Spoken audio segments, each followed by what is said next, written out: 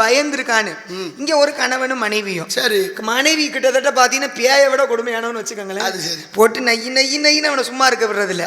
மனசு வெறுத்தவன் என்ன பண்ணிட்டான், ஊருக்கு இங்கிட்டு இருக்கிற ஒரு காட்டுக்குள்ள இருக்கிற கிணத்துக்குள்ள போய் குதிச்சுட்டான். சரி. கிணத்துக்குள்ள குதிச்சா கிணத்துக்குள்ள ஒரு பேய் ரொம்ப நாளா குடி இருந்திருக்கு. உள்ள குதிச்ச உடனே இவனை பார்த்து தூக்கி ஏன்டா பேய் கிணத்துக்குள்ளதான் இருந்திருக்கு. இப்போ வீட்டுல இருக்குன்றீங்களா?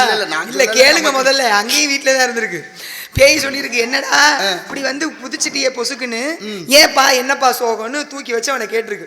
உனக்கு தெரியாது, நீ வந்து இப்ப எவ்வளவு கருணையோட இருக்க, பேயின்னு தான் பேரு, இவ்வளவு கருணையா இருக்கு. என் வீட்டுல ஒரு பொம்பளையாள் இருக்கு, என் பொண்டாட்டி, அவ கொடுமை என்னால தாங்க முடியலன்னு பேச, சரி விடுப்பான்னு கிணத்தை விட்டு பாத்துக்கலாம்ப்பா, விடுப்பா, அவ்வளவு பெரிய கொடுமையானவளா, பொண்டாட்டினா அப்படிதான் இருப்பா அப்படின்னு சொல்லி கொண்டு வந்து வெளியில விட்டோன்னா பொண்டாட்டி தேடிக்கிட்டே கிணத்தடிக்கு வந்துட்டா. புருஷனை பார்த்துட்டா சரி, இவனுக்கு அப்படி கதி கலங்குது. பேயை பார்த்து கூட கதி கலங்குது. பொண்டாட்டியை பார்த்தோட தாங்க முடியல. இப்போ பொண்டாட்டி கேட்டிருக்கா, இங்க என்ன அந்த நேரத்துல செய்யற அப்படின்னு. இல்ல இந்த கிணத்துல ஏதோ பூதம் இருக்கான், இந்த பூதம் பொண்ணும் பொருள் நிறைய கொடுக்குதுன்னு கேள்விப்பட்டேன், வாங்கிட்டு போலான்னு வந்தேன்னு. பூதமாவது இப்போ பொண்ணாது வாயான்னு கூட்டிட்டு போயிட்டான். வீட்டுக்கு கூட்டிட்டு போய் 2 பேரும் தூங்கிருக்கா. இப்போ புருஷனை தூங்க வச்சுட்டு பொண்டாட்டி வந்திருக்கான்.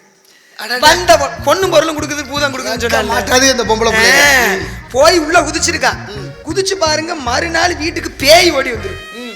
ஓடி வந்து சொல்லியிருக்கு, உன்ன மாதிரி ஒருத்தன் இந்த உலகத்துல பார்க்க முடியாதுடா, உனக்கு தியாகின்னு சிலையே வைக்கலாம், ஒரு ராத்திரி உன் பொண்டாட்டியோட அந்த கிணத்துல என்னால இருக்க முடியலையே, என்னையவே ஓட வச்சுட்டாலே, நீ எப்படா இவ்வளவு நாள் வாழ்ந்தேன்னு கேட்டுச்சான் பேய்.